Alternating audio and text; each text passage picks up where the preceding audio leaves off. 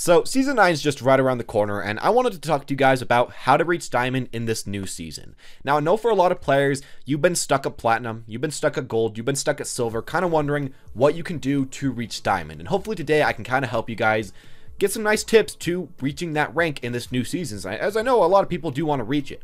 Now, I'm going to say, of course, as always, there is no streamlined way to do this. You will still have to play a lot of games. You will still have to get better at the game, improve yourself. Those are all really obvious things, but I wanted to go over some other good things to keep in mind when you are trying to rank up, because honestly, there are a lot of different tips you can give about this. And with that said, let's get started. So the first thing I wanted to talk about and remind you guys about is that in below Diamond, performance-based SR still exist, and I think a lot of people kind of just forget about that because, you know, in the upper ranks, you know, all that really matters are your wins and your losses. It doesn't matter how well you do in a game.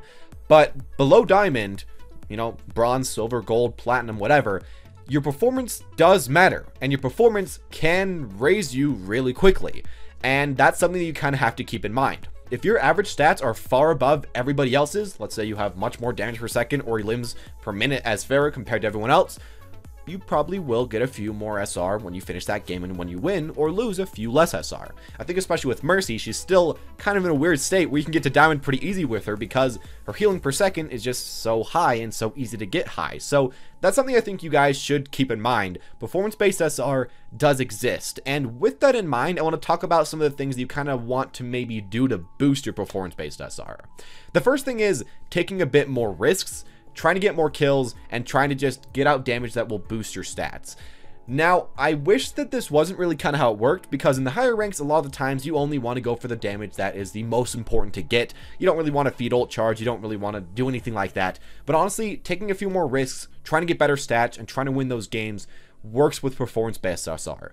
One thing though that you do have to keep in mind is that you shouldn't take so many risks, and you shouldn't keep going in by yourself so often that you do lose a game. Because even if you have extremely high stats, if you've lost a game and then you lose another and another and another and another because of your bad play, yeah, you won't climb. So please do keep that in mind. But I mean, if you can get out more damage per second or more healing per second or anything like that, obviously the system does still support you.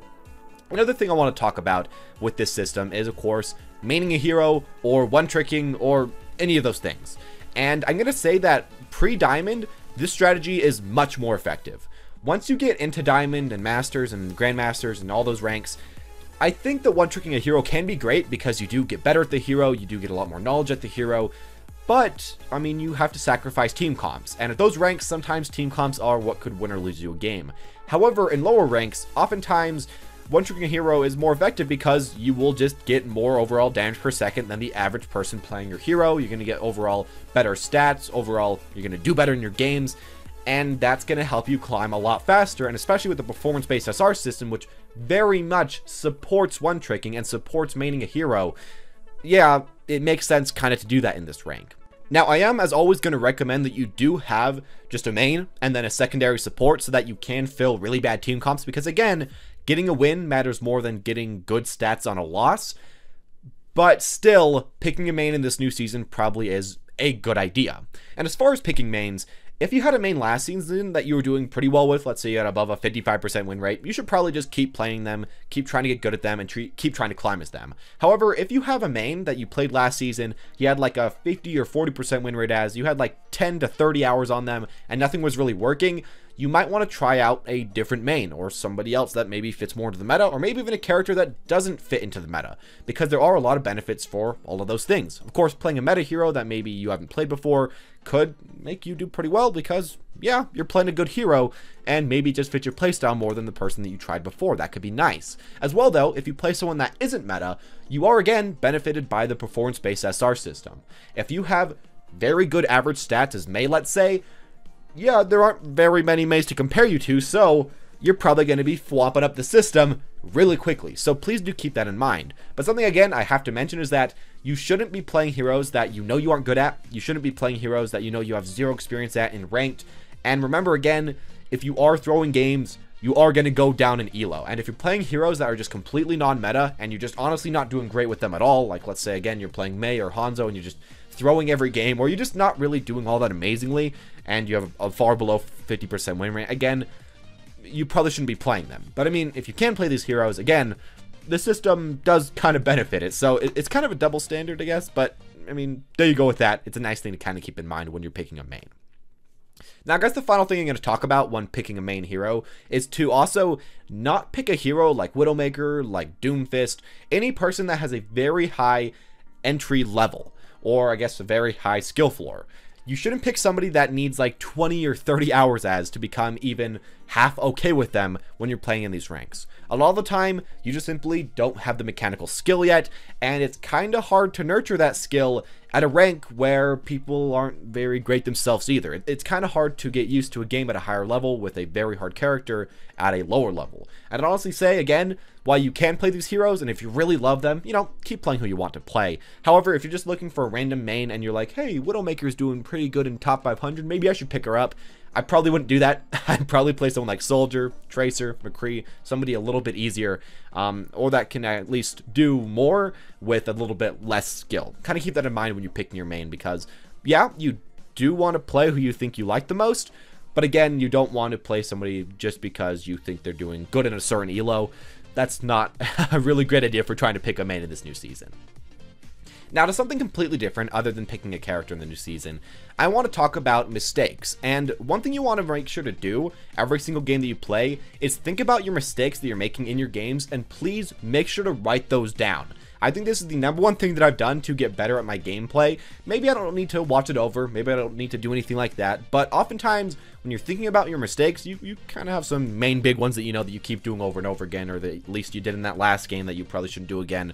Write that down, read it before your next game, and try not to do that again. I think that honestly is one of the best ways to get better, and getting better, of course, is one of the best ways to rank up. There's no real cheat to doing that, as I said earlier. It just does take time and effort, and writing down mistakes is a thing that can really help yourself. A thing I should also mention, though, is that as far as your mistakes, though, don't ever really write that, you know, my aim's bad, I can't hit shots, anything like that. Don't worry too much about your aim. You do want to practice it, you do want to try to get better at it, but just because you have bad aim doesn't mean that you can't do other things in your game. It doesn't mean that you aren't making other mistakes, and don't blame all your good stuff, I guess, on good aim, or all your bad stuff on bad aim.